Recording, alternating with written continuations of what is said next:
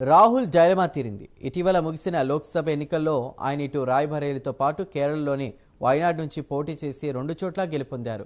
2 చోట్ల గెలిచాక దేన్ని వదులుకోవాలో తెలియక తెగ మదనపడ్డారు రాహుల్. ఫలితాలు వెల్లడైన తర్వాత 14 రోజుల్లో ఏదో ఒక నిర్ణయం తీసుకోవాల్సి ఉంటుంది. చివరకు రాహుల్ తెగించి తమ కుటుంబానికి కంచుకోటైన రాయ్బరేలీ సీట్ను ఉంచుకుని వాయనాడ్ను త్యాగం చేయాలనుకున్నారు. ఇక సోదరి ప్రియాంక రాజకీయ అరంగేట్రం చేయాలనుకుంటున్నారు కాబట్టి కాంగ్రెస్కు కంచుకోట అయిన వయనాడ్ నుంచి పోటీకి నిలిపి గెలిపించుకోవాలని కాంగ్రెస్ అధిష్టానం భావించింది. ఇక ప్రియాంక గాంధీ పొలిటికల్ ఎంట్రీ గురించి మరింత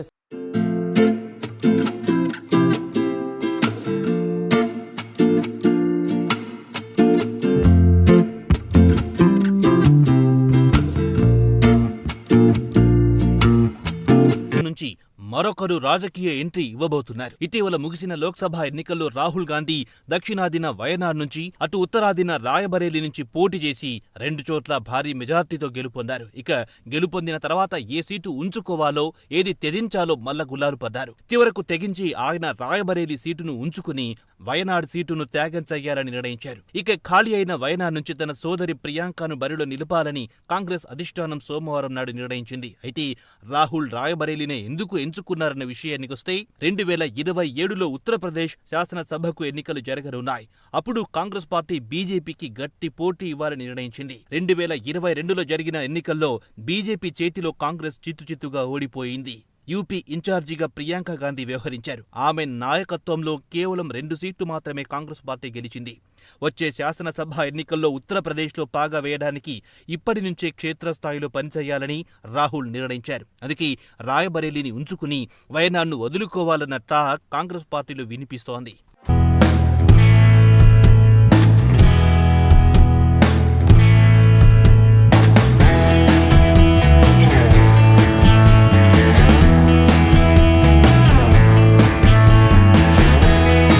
కాలం వరకు కాంగ్రెస్ పార్టీకి పరోక్షంగా సహాయ సహకారాలందించారు. ఇక ఇప్పుడు ఆమె కూడా ప్రత్యక్ష రాజకీయాల్లో ఎంట్రీ ఇవ్వబోతున్నారు. తన సోదరుడి విజయం కోసం, కాంగ్రెస్ పార్టీ కోసం ఆమె తన శాయశక్తుల ఎన్నికల్లో ప్రచారం చేశారు. ఇక కాంగ్రెస్ పార్టీ అధిష్టానం కూడా ఆమెకు సురక్షితమైన సీటు ఇవ్వడం కోసం అన్వేషించి చివరికి తన సోదరుడి స్థానం నుంచి నిలబెట్టాలనుకుంది. ఇక కేరళ విషయానికొస్తే కాంగ్రెస్ పార్టీకి మంచి పట్టుంది. ఇక ప్రియాంక గాంధీ ప్రత్యక్ష రాజకీయాల్లోకొస్తారా రారా అనే ఊహాగానాలకు సోమవారం రాత్రితో తెరపడింది.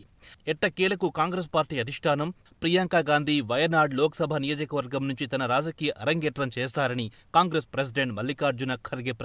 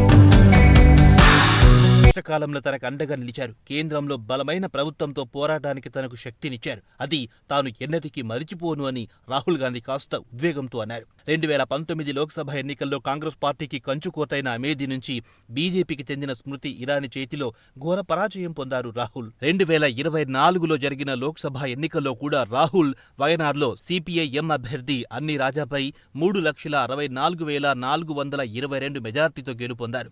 ఇంత భారీ మెజార్టీతో గెలుపొందిన రాహుల్ అదే స్థానంలో ప్రస్తుతం వయనాడ్లో జరిగే ఉప ఎన్నికల్లో ప్రియాంక గాంధీని నిలబెట్టాలని నిర్ణయించింది. దీంతో ప్రియాంక విజయం కూడా నల్లేరు మీద నడికి అవుతుందని కాంగ్రెస్ పార్టీ బలంగా నమ్ముతోంది.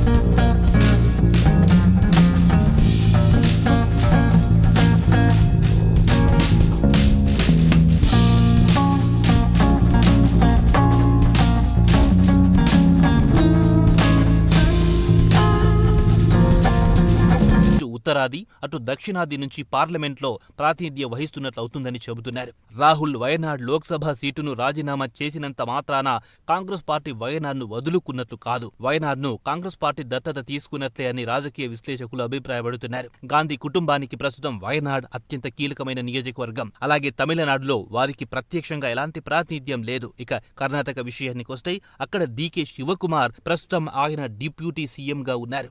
ఇక కాంగ్రెస్ పార్టీ ప్రత్యక్షంగా ప్రియాంక గాంధీని కేరళలో పోటీకి నిలబెట్టి రాష్ట్రంలో తమ పట్టు సాధించాలనుకుంటోంది. అది కాకుండా బీజేపీ కూడా క్రమంగా తమ పట్టును దక్షిణాది వైపు విస్తరిస్తోంది. కేరళలో త్రిశూర్లో సినీ నటుడు సురేష్ను బీజేపీ నిలబెట్టింది. ఆయన గెలవడం, ఆయనకు మోదీ ప్రభుత్వం సహాయ మంత్రి పదవి కట్టబెట్టిన విషయం తెలిసిందే. అదే సమయంలో కాంగ్రెస్ కూడా ప్రియాంకను కేరళలోని వయనాడ్లో నిలిపి